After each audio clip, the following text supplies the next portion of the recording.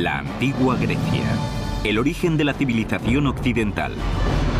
Durante más de 1000 años, este recio y fascinante pueblo fue el responsable de los hitos tecnológicos más avanzados que jamás hubiera contemplado el mundo. Confluyó toda una nueva generación de pensadores que tenían una motivación para construir, para tratar de entender la naturaleza y para crear nuevas tecnologías. Obras de ingeniería tan asombrosas que los antiguos creían que habían sido construidas por los dioses. Una de las cosas que más nos debería sorprender es cómo se las ingeniaron para levantar piedras de dimensiones tan gigantescas. Estas maravillas de la tecnología fueron impulsadas por líderes cuya ansia por la grandeza congregó a un pueblo y lo elevó a la categoría de imperio. Pero este estallido de cultura y creatividad sería una víctima más de las cruentas batallas que enfrentarían a hermano contra hermano. Un duelo a muerte que supondría el final de una época dorada.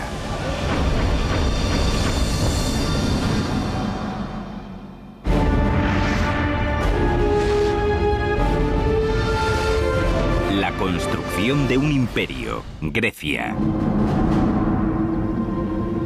Septiembre del año 480 a.C. Empieza a despuntar el alba sobre la isla de Salamina y sobre el estrecho que la separa de la península griega. La quietud del mar no hace pensar que en pocas horas aquí se librará una sangrienta batalla que al final del día teñirá de rojo el Mediterráneo. En juego, ni más ni menos que el futuro y la independencia de Grecia, una nación de islas y ciudades-estado situada en las proximidades del mayor imperio del mundo conocido, Persia. Persia era la superpotencia mundial de su época. Gozaba de una riqueza y confianza enormes. Era el imperio más multiétnico y multicultural que el mundo había contemplado. Una fuerza invasora persa de dimensiones épicas se asomaba por el horizonte. Una flota de 700 buques que transportaba a 150.000 guerreros decididos a anexionar Grecia a su imperio. Pero un almirante y estadista griego llevaba preparándose muchos años para un momento así, y estaba listo para la batalla. Se llamaba Temístocles. Pero hacerle frente a Persia, la mayor superpotencia mundial de aquella época, no sería tarea fácil para Temístocles. Hola, soy Peter Weller. En primer lugar, la flota persa doblaba en número a la griega. Y en segundo lugar, Temístocles se enfrentaba al escollo casi insalvable de tratar de aunar bajo un solo mando a un grupo de guerreros sin más en común que sus continuas disputas entre sí. El lado bueno del desarrollo civil de la antigua Grecia era que cada una de las ciudades-estado era una especie de mini-nación independiente y autosuficiente dentro de Grecia. Y el lado malo de ese desarrollo civil era precisamente su sistema político de ciudades-estado. Y es que si bien todas ellas hablaban la misma lengua y adoraban a los mismos dioses, no se puede decir que hubiera un sentimiento de unidad nacional. Sus únicas prioridades las dictaban los asuntos regionales y culturales de cada ciudad. Resumiendo, cuando no se llevaban mal, se llevaban peor que mal. Si había alguien que pudiera aunar a todos los pueblos griegos, ese era Temístocles. Un hombre de origen plebeyo que no se avergonzaba de hacérselo saber a sus compatriotas. Siempre estuvo fuera del sistema, y así lo reconocía. Incluso hacía gala de su falta de educación. Solía decir que, aunque no tuviera ni idea de afinar una lira ni de entonar una melodía, sabía todo lo que había que saber para hacer grande y libre una ciudad. Para Temístocles, el ejército persa no era ningún desconocido. 10 años antes, un pequeño contendiente imperial ya había invadido Grecia por primera vez y había combatido contra los atenienses y sus aliados en Maratón. Temístocles aprovecharía esa experiencia en la batalla que se avecinaba en Salamina y basaría su estrategia en un punto débil que ya había detectado en la máquina de guerra persa, su flota. Se dio cuenta de que el mar no era el elemento natural de los persas. Persia era una potencia terrestre. Tanto era así que su religión consideraba el agua marina como algo demoníaco. Temístocles quería que los griegos construyeran una flota naval sin parangón en la historia. Enseguida comenzaron a trabajar a velocidad de crucero para armar un total de 200 trirremes, las embarcaciones más mortíferas de la antigüedad. Un trireme tiene una eslora de casi 40 metros. Es ligero y estilizado y está rematado con un espolón de madera cubierto de bronce al nivel del agua. Ese es el arma ofensiva del trireme.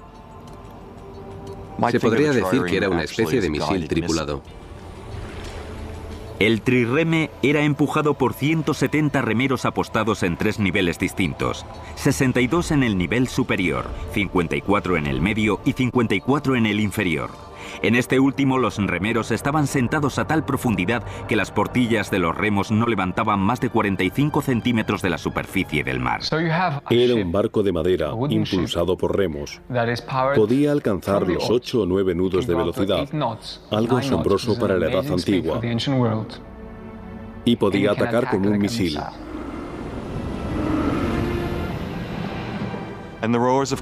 Obviamente, los remeros tenían que aprender a trabajar en equipo. Tenían que remar al mismo tiempo. Algo fácil al principio, pero muy complicado de dominar. La armada de trirremes de Temístocles estuvo terminada en pocos años, justo a tiempo para su uso. En la primavera del año 480 a.C., Persia inició una invasión masiva de los territorios griegos.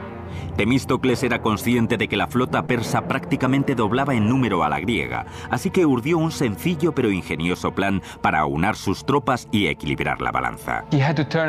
Tenía que convertir el inconveniente de que los griegos tuvieran menos barcos que los persas en una ventaja. Así que tuvo que atraer al enemigo hasta un campo de batalla en el que no pudiera entrar con todos sus efectivos. De ese modo, él podría concentrar sus fuerzas y atacar. Y el mejor lugar para llevar a cabo esa táctica era el estrecho de Salamina. Temístocles se sirvió de un ardid para llevar a la armada persa hasta la zona del estrecho.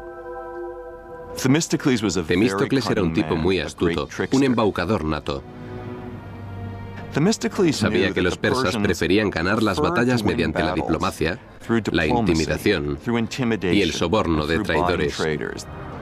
La víspera de la batalla, Temístocles envió a un sirviente de confianza al campamento persa, al otro lado del estrecho. El sirviente fingió ser un traidor y le reveló al rey persa que entre las tropas griegas reinaba la confusión y que si partían con sus naves por la noche, a la mañana siguiente lograrían sorprenderles. Los persas mordieron el anzuelo.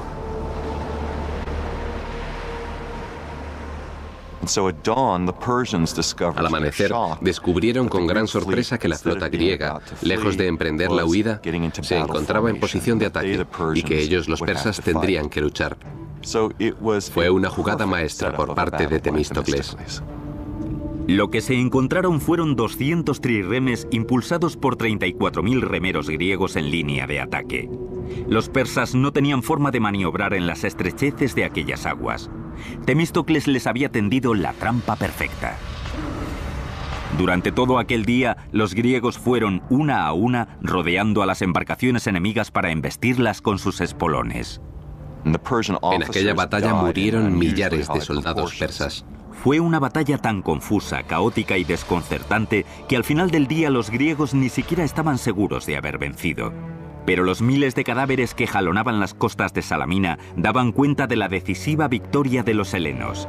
Algunas fuentes históricas llegan a contabilizar hasta en 200 los barcos hundidos por 40 en el bando griego. Los persas que no se ahogaron fueron masacrados por los soldados griegos que les esperaban en la orilla. Si los griegos no se hubieran impuesto en la batalla de Salamina, es posible que el mundo occidental actual no hubiera heredado los valores de la civilización griega. Tras la aplastante victoria de Salamina, Temístocles fue laureado como un héroe, pero a su codicia y ambición personal se le sumaron muchos enemigos políticos.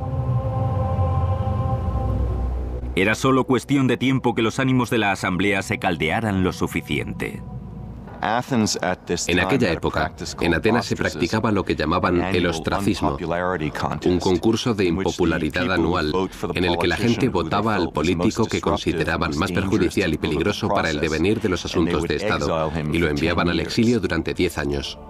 En el 471 a.C., Temístocles fue condenado al ostracismo e, ironías del destino, se vio obligado a acudir al enemigo que tanto había luchado por derrotar. Nunca más volvería a ver Atenas. Lo sorprendente es que le obligaron a huir a Persia, donde encontró refugio y terminó sus días hablando persa, trabajando como administrador del rey y ayudándole a gobernar la zona occidental de Asia Menor. Temístocles había interpretado su papel en una épica historia de hazañas y poder que volvía la mirada al pasado en busca de inspiración. Los mitos legendarios de los dioses y los héroes griegos relatados en poemas como la Ilíada o la Odisea. Aquellas historias pueden pertenecer a la ficción, pero los logros de la ingeniería que nos legaron nuestros antepasados griegos son reales y aún están en pie.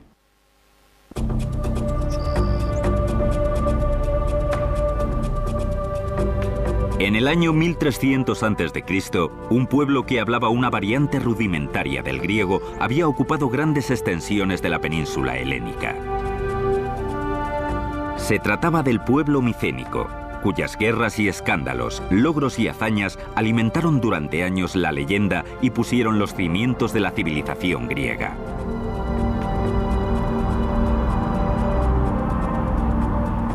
Su capital, Micenas, estaba rodeada de una inmensa ciudadela en cuya construcción se emplearon 150 años.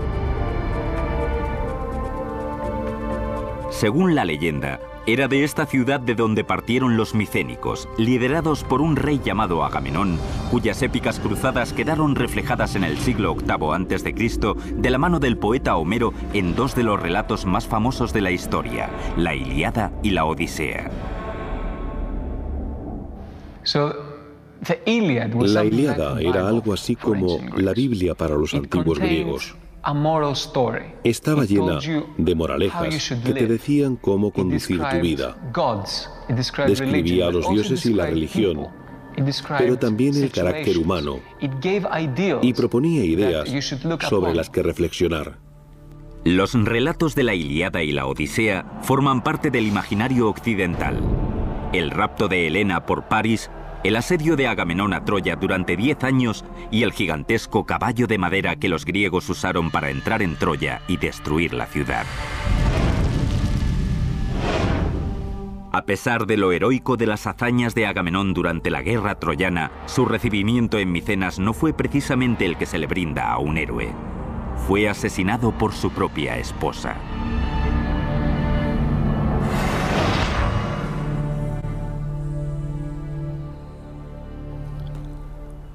Los estudiosos llevan siglos discutiendo si Homero compuso la Ilíada y la Odisea, o si no hizo más que recopilar las canciones y leyendas populares, o incluso si habría que atribuirle alguna autoría. Aunque para los antiguos griegos todo este debate no sería más que una discusión bizantina, ya que ellos no consideraban a Homero ni un cantautor ni un escritor de bestsellers del 3 al 4. Homero era un historiador y esas leyendas no eran para contárselas a los niños antes de acostarse. Eran hechos verídicos.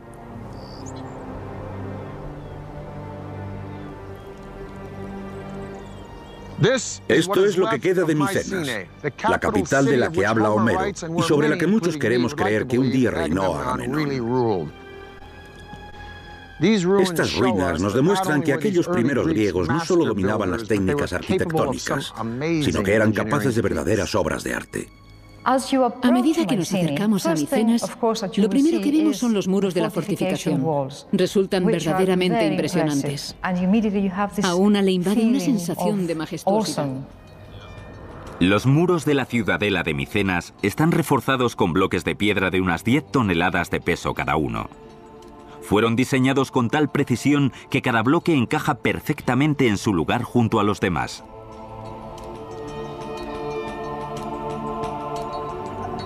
Pero para visiones sobrecogedoras, nada en Micenas se acerca más a esa sensación que la colosal entrada a la ciudadela, la Puerta del León.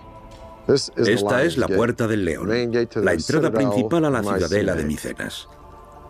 Una de las estructuras más imponentes de la Edad Antigua, un impresionante ejemplo simbólico y un impresionante ejemplo constructivo. Dos leones totalmente erguidos, con las zarpas sobre la base de una columna. Aunque les faltan las cabezas, se sabe que las tenían giradas hacia afuera. A todo aquel que se acercara a esta puerta le quedaría más que claro que Micenas era sinónimo de poder. Estructuralmente, la puerta parece seguir el modelo constructivo de montante y dintel.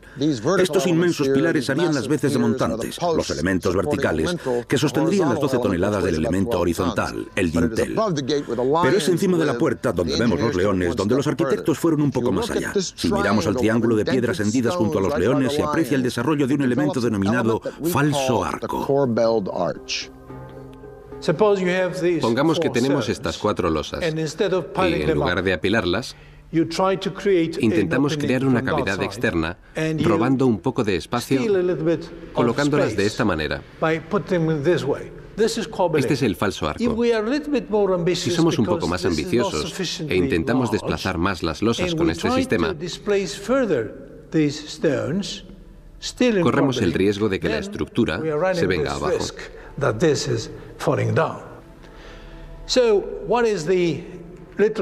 ¿Cuál es el truco para ganar más espacio y evitar la inestabilidad? Muy sencillo. Colocar contrapesos detrás de las losas escalonadas. Este triángulo, en primer lugar, hay que decir que se trata de una verdadera innovación micénica. Es la primera vez que se veía algo así, seguramente en todo el mundo. Así que era algo realmente novedoso. Pero los arquitectos micénicos llevaron el falso arco un poco más allá. Aprovecharon la idea para crear un revolucionario espacio interior llamado falsa cúpula. Esta cúpula solo se había utilizado en un tipo de construcción, las tumbas. Al igual que los egipcios, los micénicos erigieron estructuras increíbles para albergar a sus líderes en la otra vida. A estas tumbas se las denominaba zolos. Su construcción se apartaba de todo lo que los arquitectos micénicos habían hecho hasta entonces. La estructura circular no formaba parte de las concepciones arquitectónicas de los micénicos. Ellos trabajaban con líneas y ángulos rectos. Así que el círculo era exclusivo de este tipo de estructura. Lo que nos lleva a pensar que quizá era visto como un símbolo de la muerte. La construcción de los zolos era toda una hazaña. El primer paso consistía en horadar una ladera. Primero se cavaba una trinchera que formaría el dromos, que en griego significa carretera o camino. En este caso, es un sendero hacia la tumba, flanqueado por estas losas almendradas dispuestas a lo largo y a lo ancho. Hace 3.200 años, en el 1200 a.C., cualquier visitante que avanzara por este dromos contemplaría la impresionante e imponente estructura de esta puerta de acceso. La puerta estaba enmarcada por 2 gigantescas columnas esculpidas en mármol verde macizo, con diseños ascendentes en zigzag y en espiral. Cada una de estas enormes piedras tiene más de 75 centímetros de altura. Hay 33 hileras de piedras dispuestas en una estructura cónica, y cada hilera tenía que sobresalir un poco para conseguir este efecto de falsa cúpula. Luego se igualaba la superficie para suavizar la forma. Para poder estabilizar la estructura, se necesita una presión constante de fuera hacia adentro, como la que ejerce la tira metálica sobre los tablones que dan forma a los barriles. Esta presión venía de la tierra. A medida que construían, acumulaban tierra alrededor, de tal manera que cuando habían terminado la estructura de colmena del interior, al mismo tiempo habían formado todo un montículo de tierra alrededor. Cerca del año 1100 a.C., esta primera civilización griega se desintegró y desapareció súbita y misteriosamente. Hay muchas teorías sobre lo que ocurrió. A mi parecer, la principal habla de las tribus bárbaras que vinieron de las estepas y atacaron a las civilizaciones de Egipto y de Mesopotamia, y que acabaron con sus rutas comerciales. Ese sería su fin. Con la caída de Micenas, Grecia entró en una etapa oscura. Durante 4 siglos su cultura se sumió en un profundo sueño. Hasta el siglo VIII a.C., cuando las ciudades-estado empezaron a desarrollarse y florecer. Cada una de ellas forjaría su propia identidad y competiría con las demás por hacerse con el dominio económico, militar y tecnológico. Una isla en concreto, Samos, sería conocida por una de las proezas que más asombraría a los antiguos: mover las montañas para llevar el agua hasta los pueblos.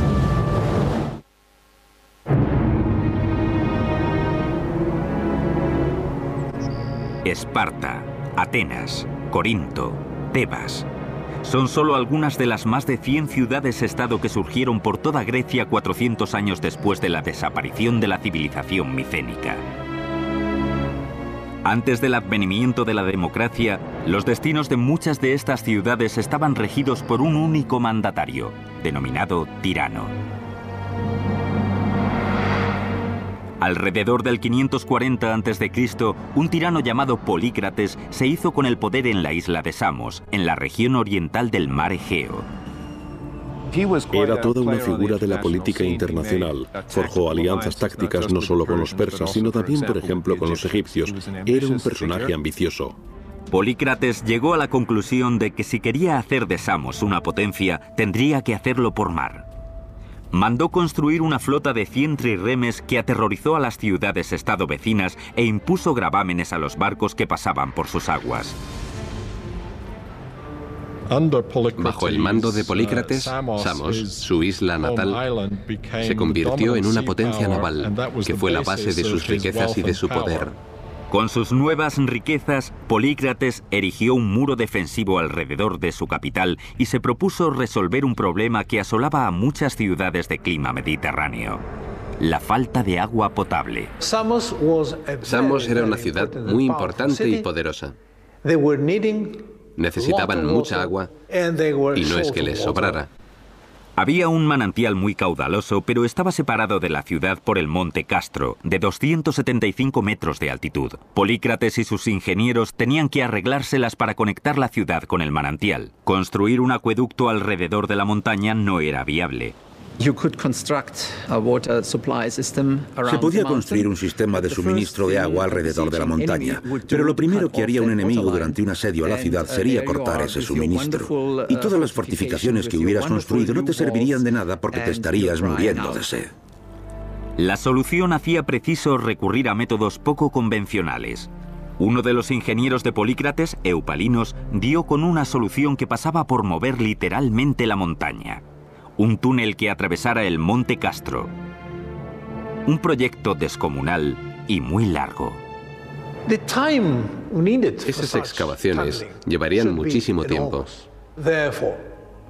Así que se tomó la decisión de empezar a perforar desde ambos lados. Se trataba de un problema técnico y matemático. Al igual que los ingenieros del moderno Eurotúnel bajo el Canal de la Mancha, Eupalinos excavó 2 túneles desde ambos lados de la montaña que se encontrarían en el medio. Para que funcionara, Eupalinos tendría que asegurarse de que los 2 túneles se comenzaran a la misma altura vertical. Pero los túneles también debían encajar en el plano horizontal. De lo contrario, se cruzarían como 2 barcos en mitad de la noche. Sin los sofisticados equipos topográficos actuales, una tarea como esta era todo un reto. Una teoría suponía bordear la montaña a través de un sendero trazado en tramos perpendiculares que uniera el manantial con la ciudad. Eupalinos podría medir cada tramo para calcular 2 lados de un triángulo rectángulo. Sabiendo 2 de los lados, la hipotenusa del triángulo sería la línea que seguiría el túnel para atravesar la montaña. Lo que hace aún más increíble este proyecto es que no se trataba de un túnel, sino de 2. El principal, excavado a una altura y longitud de 1,80 m por 1,80 m, no era más que un espacio de trabajo para cavar un segundo túnel adyacente por debajo del primero, que se utilizaría como acueducto. Mientras que el túnel en el que se trabajaba estaba en un plano horizontal, el acueducto tenía que estar ligeramente inclinado para permitir que el agua fluyera sin problema hacia la ciudad. Los excavadores se jugaron la vida en las oscuras y peligrosas entrañas del Monte Castro. Una vez dentro de la montaña, las dificultades debieron de ser tremendas. Las rocas se podían mover de manera impredecible, o el agua podría desbordarse y podría cundir el pánico. Era un peligro constante. Además, estaba oscuro y tenían que iluminarlo. Tenían que saber dónde estaban a cada momento para no desviarse. Tras unos ligeros ajustes, los dos equipos se encontraron en el medio, casi exactamente donde Eupalinos había planeado en un principio. Los pisos de los dos túneles estaban a tan solo 60 centímetros de diferencia, una discrepancia de menos de 1/8 de un 1% del kilómetro de longitud del túnel. Esta asombrosa proeza de la ingeniería pudo haber sido la culminación del reino de Polícrates, pero sus dotes políticas no estuvieron a la altura. El gobernador persa de la costa de Asia Menor no vio con buenos ojos el grado de autonomía del que gozaba Polícrates para el desarrollo del dominio persa. Así que ordenó que lo arrestaran, lo torturaran salvajemente y lo crucificaran. Polícrates fue uno de los muchos tiranos que gobernaron las ciudades-estado en la antigua Grecia entre el 800 y el 500 a.C. El poder de unos pocos sobre la mayoría era la única forma de gobierno que los seres humanos habían conocido hasta entonces. Pero eso estaba a punto de cambiar. La ciudad-estado de Atenas iba a modificar el curso de la historia del mundo. El líder visionario que lo iba a hacer posible se llamaba Pericles. Su legado quedaría como un monumento imperecedero en la Acrópolis ateniense que se alzaría sobre las nubes. Un increíble ejemplo de precisión arquitectónica, el Partenón. En el 480 a.C., al derrotar a los persas en la batalla de Salamina, Temístocles no solo salvó a Atenas, sino también su recién estrenada democracia. Hacía tan solo 25 años que Atenas había abandonado los regímenes dictatoriales. Era una ciudad de abundancia, tanto en lo militar como en lo económico, lo tecnológico y lo ideológico. Estaba lista para alcanzar su edad de oro, y sería un demócrata e intelectual cultivado el que la llevaría hasta allí. Se llamaba Pericles. Pero Pericles también reforzaría el dominio ateniense sirviéndose de amenazas, sobornos e incluso de la fuerza bruta. Pericles procedía de una de las antiguas familias aristócratas de Atenas. No era raro que en este tipo de entorno social se hiciera carrera política y militar. Su ascenso al poder comenzó cuando en su juventud fue nombrado estrategos, uno de los 10 hombres encargados de dirigir el ejército y establecer las directrices de los asuntos exteriores. Sus dotes políticas y su gran oratoria le convirtieron en poco tiempo en uno de los estadistas más influyentes y poderosos de Atenas. Pericles era el típico animal político, como se suele decir. Era un político nato. Era capaz de convencer con sus palabras y estaba plenamente dedicado a su trabajo. Pericles se hizo con el gobierno de la ciudad en el 461 a.C. Gracias a la flota de trirremes que había construido Temístocles, la armada ateniense no tenía rival en el Mediterráneo oriental. Pese a la derrota del imperio persa en la batalla de Salamina, la amenaza de otra invasión seguía cerniéndose sobre los griegos.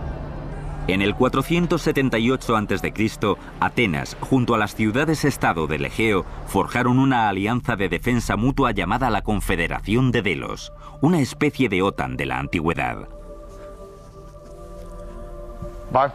En el 450 a.C., Atenas se había convertido en el líder indiscutible de la Confederación de Delos, que no era otra cosa que una fuente de ingresos para la ciudad. Y Pericles, como líder indiscutible de Atenas, supo destinar esos ingresos a la construcción de gigantescos edificios públicos que reflejaban el esplendor y la grandeza de Atenas.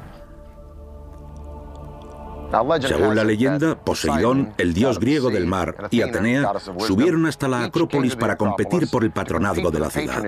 El resultado lo decidirían sus habitantes.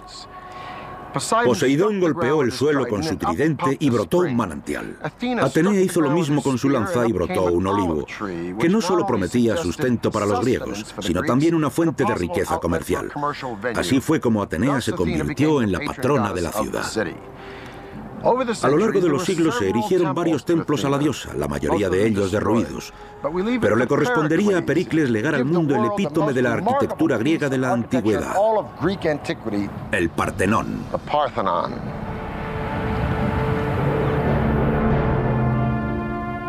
Pericles decidió reconstruir el Partenón en la Acrópolis, aprovechando los ruinosos cimientos de un antiguo templo dedicado a Atenea. Se necesitaron miles de trabajadores y de artesanos para dar forma a este majestuoso templo. Y costó más que cualquier otra construcción griega hasta la fecha: 30 millones de dracmas, es decir, miles de millones de euros. Es una cantidad astronómica, pero no hay que olvidar que se trataba de un gigantesco proyecto estatal. La descomunal construcción dio comienzo en el año 447 a.C. El Partenón tendría una longitud cercana a 2/3 de un campo de fútbol, con un perímetro de 70 metros de largo y 33 de ancho. El primer reto era extraer el mármol de una cantera situada a 16 kilómetros de la ciudad. En total, se necesitarían unas 30.000 toneladas de piedra blanca y fina. En la cantera se usaban las grietas naturales de las rocas para separar los gigantescos bloques de mármol de la ladera. Lo primero es localizar las grietas y calcular si la pieza de mármol se ajusta a mis necesidades concretas. A continuación, hay que colocar cuñas en las grietas horizontales y verticales. Las cuñas no podían ser de madera. Tenían que ser de hierro, porque se les podía imprimir mucha más energía al martillearlas al mismo tiempo. La idea era que la tensión concentrada ayudara a quebrar y a agrietar aún más el material.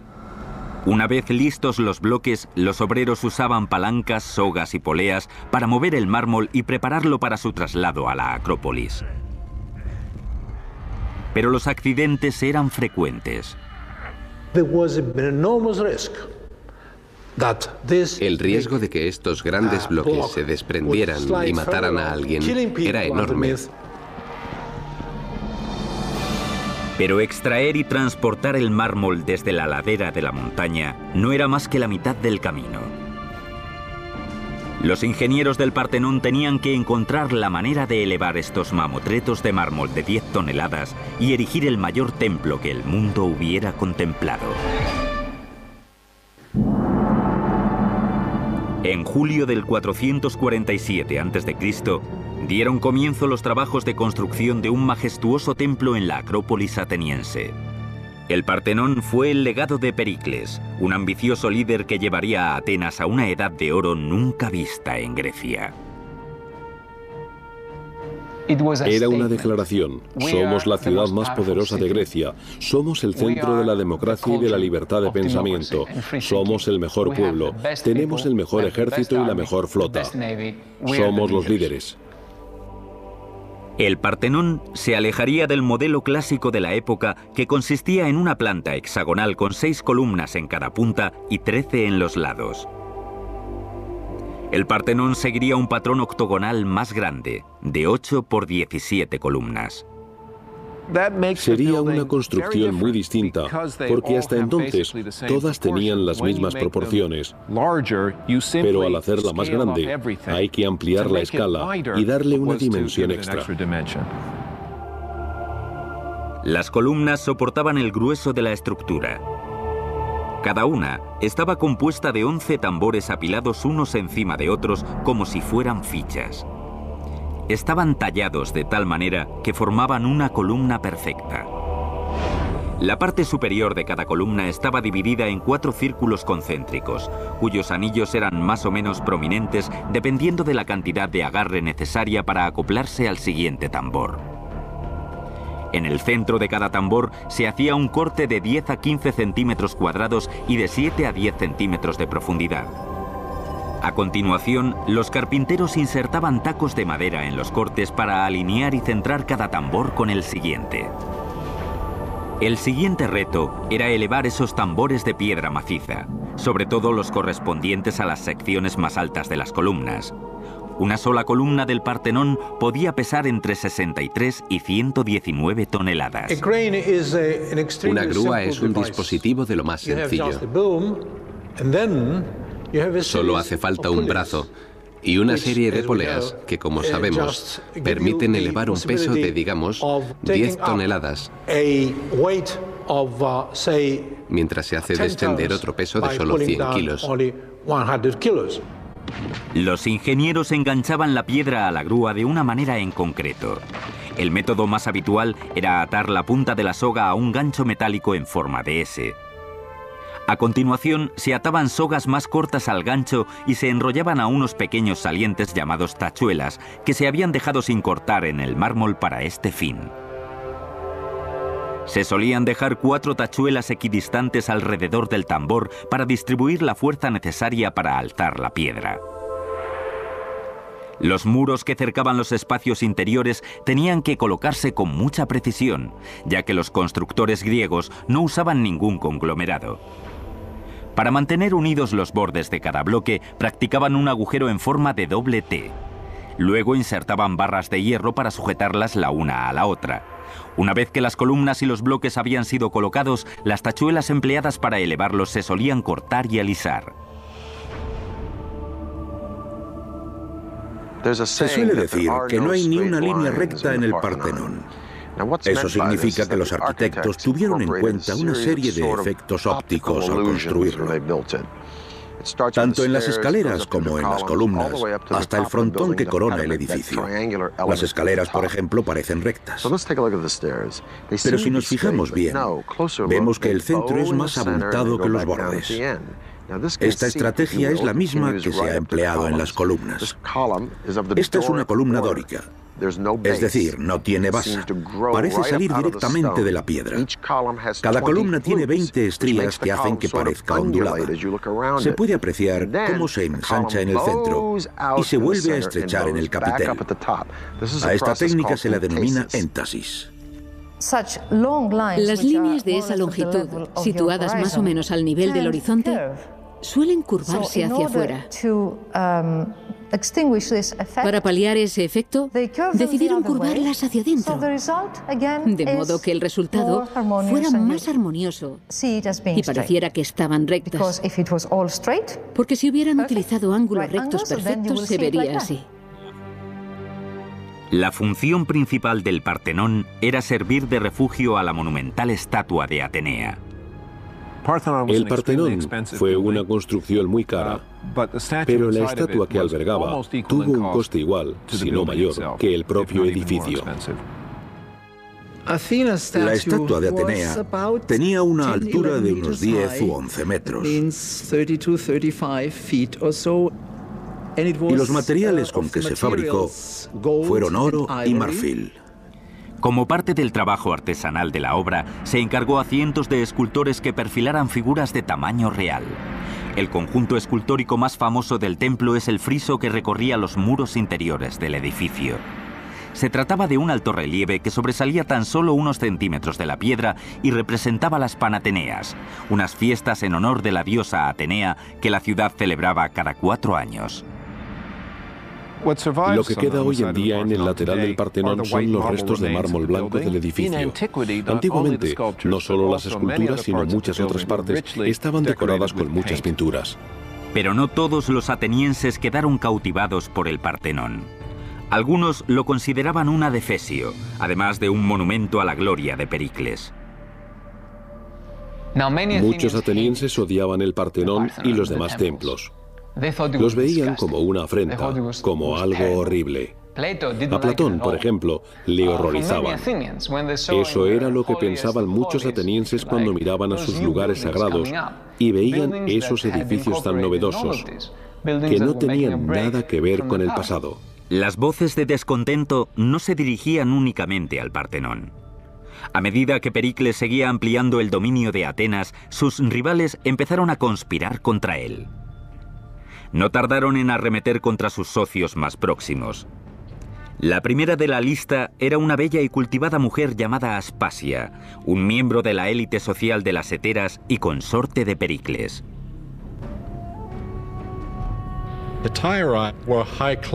Las heteras eran las cortesanas de las clases altas. Se las suele comparar con las geishas de la cultura japonesa. Las heteras se movían por las altas esferas de la vida cultural ateniense y griega. En la Atenas clásica, el papel de las mujeres estaba subordinado al de los hombres, pero Aspasia era la excepción a la regla. Pericles la trataba como una igual y su consorte enseguida pasó a formar parte de la élite ateniense. Pero ellos se convirtieron en una pareja muy conocida y, para sorpresa y cierto escándalo del pueblo ateniense, Pericles se atrevía incluso a besar a Aspasia en público. Y claro, aquellas muestras de afecto en público no era algo acostumbrado en la Atenas clásica. En el 432 a.C., tras casi 15 años, se terminó la construcción del Partenón. Este templo a Atenas sirvió al propósito deseado por Pericles. Le hacía saber al mundo entero lo poderosa que era Atenas. Resulta irónico que la supremacía que simbolizaba aquel edificio estuviera languideciendo mientras la de su archienemigo, Esparta, iba en aumento.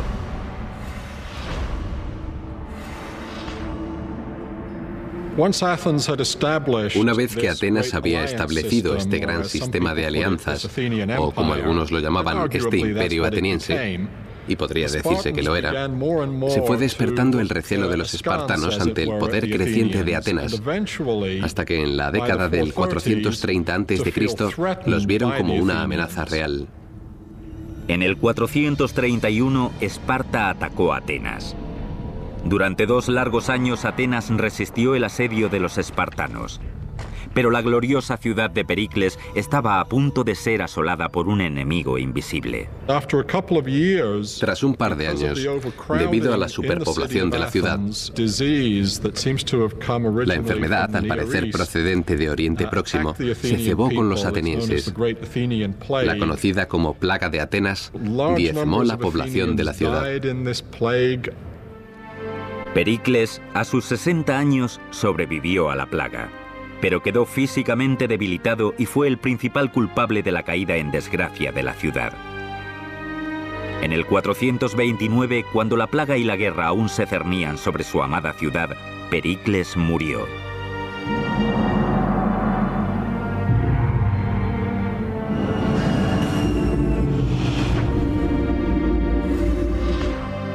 El sangriento y brutal conflicto entre Atenas y Esparta, conocido como la Guerra del Peloponeso, se prolongó otros 25 años hasta que, por fin, en el 404 a.C., Atenas fue derrotada. Al término de la Guerra del Peloponeso, la época de Pericles y el dominio de Atenas ya eran historia. Pero las maravillas de la cultura y la arquitectura griega aún perviven. Es una ironía que aquellos a través de los cuales nos ha llegado este fantástico legado clásico no fueran atenienses.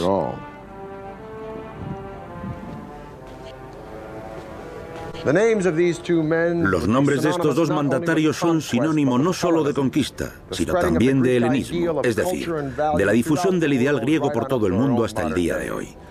Uno fue Filipo II de Macedonia y el otro su propio hijo, el hombre que sería la envidia de todo general y emperador desde Julio César hasta Napoleón o el general Patton, el hombre que atravesaría la mayor parte del mundo conocido en tan solo 33 años de vida, el estudiante de Aristóteles que se autoproclamaría Dios, Alejandro Magno. Desde el Partenón, Peter Weller.